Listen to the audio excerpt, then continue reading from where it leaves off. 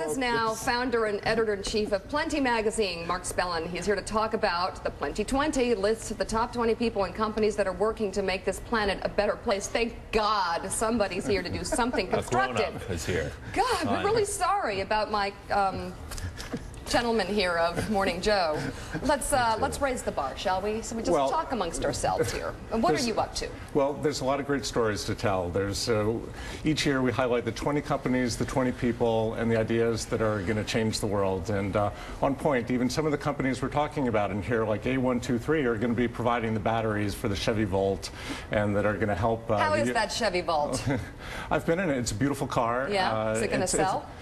I think it'll sell like hotcakes. I mean, they won't have too many available in 2010, but they're not going to have that many, huh? What is the deal on the batteries? There's been a lot of talk about the technology of these batteries, that if anything happened to the American automobile industry, the technology behind the batteries would be lost to us. What is the technology? What are the batteries? Yeah. Well, I don't think we'll ever necessarily lose the technology. Like A123 is the leading battery manufacturer, so they'll sell it to someone else, if not GM. But the battery, it's almost there. The Chevy Volt will have a 40-mile range. We expect this will improve in the years to come to maybe 80, 120. As the batteries get smaller, they'll be able to fit more into the car. So in 2010, there'll be limited availability. It'll be like the first hybrids coming out. There'll be a craze. But so you think? The question, I think the question that a lot of people have about the American automobile industry and their attempt to catch up to, the hybrids put out by Toyota and Honda, why has this taken us so long to not even to keep pace, to try and catch up? Well, the U.S. automakers were just completely out of touch, right? Just a few years back, they were lobbying to keep the CAFE standards lower. They weren't really innovators, but I think over the past couple of years, they have gotten it. GM's been investing A123 in Coscata, an alternative fuel company. Auto companies need to be a lot more like technology companies in the years ahead. They really need to be innovative. I mean, the CAFE standards stayed from 27, the corporate average fuel economy stayed from 27 to 27, for the last 20 years, but now they're, setting to advance. Joe Scarborough in Washington has a question for you. I think he's pulled himself together. What my mechanic can't explain to me is why Japanese car companies can create a battery that gets 45, 50 miles to the gallon in engines, and we can't. We're not even talking about cutting technology. Forget the Manhattan Project. Just walk inside to a Toyota dealership in any hometown in America, lift the hood, and it's there. Why can't we do that? Yeah. Well, I mean, the big three, there are people making electric cars now. You can get them with a 40-mile range, 80-mile range. But the big three, they want something that's going to be reliable, that they can make tens of hundreds of thousands of. So they're testing them now. So hopefully they will be out on the streets in 2 years. But Toyota can do it. If Toyota can do it, why can't we do it? Well, those aren't fully, those are, hybrid electric cars. And Ford and GM do offer hybrids too, just not quite as good. But. Well, do we have anything that can compete with the Prius? And if we don't, why can't we? Well, they got a late start, and so the hybrid drives haven't been available to them, but now they're starting to make their own, investing in companies that will make it for them. So right now we're, I think, at a precipice where.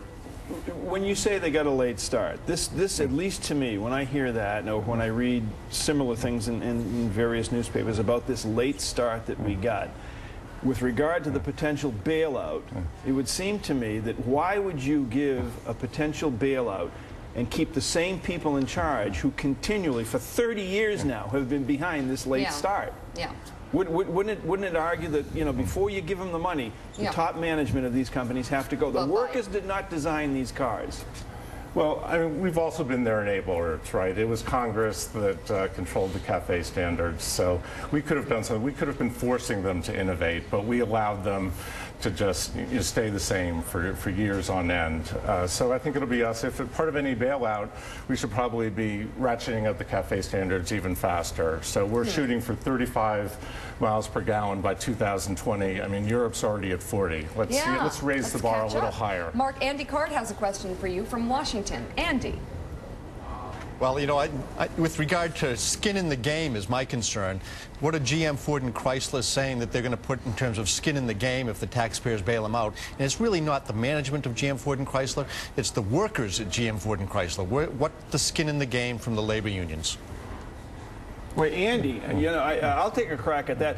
They've already rolled back wages from $29 an hour to an average of $14 an hour going forward in the new contract. We always end up blaming the workers in this thing instead of taking a look at the entire country, the culture of the automobile industry.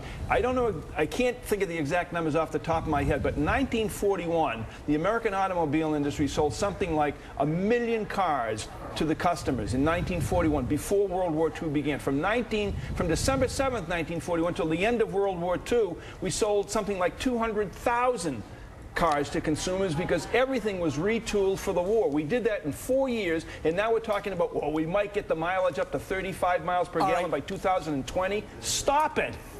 Yeah, okay, and let me go back to Andy. Andy, you were Transportation Secretary. Have we taken too much blood from workers already? Do we need to... As for that, we have to find a way to allow the U.S. auto industry to be competitive, not just in the United States, but around the world. And why aren't they competitive? Forget the cars. First, they carry a tremendous legacy cost, first of all. What's that mean? The legacy cost are pensions and health care costs for retirees. And that's a burden that the car companies are carrying that a Toyota and a Honda doesn't carry. So there's a legacy cost. That adds probably $2,000, $2,200 per vehicle cost in the marketplace that makes it very difficult for them to compete. They are very innovative. What other costs do we have that Japanese don't have? Well, the biggest ones are health care and pension costs in the cars. Do Japanese workers not get health care? Not to the same extent that U.S. workers do.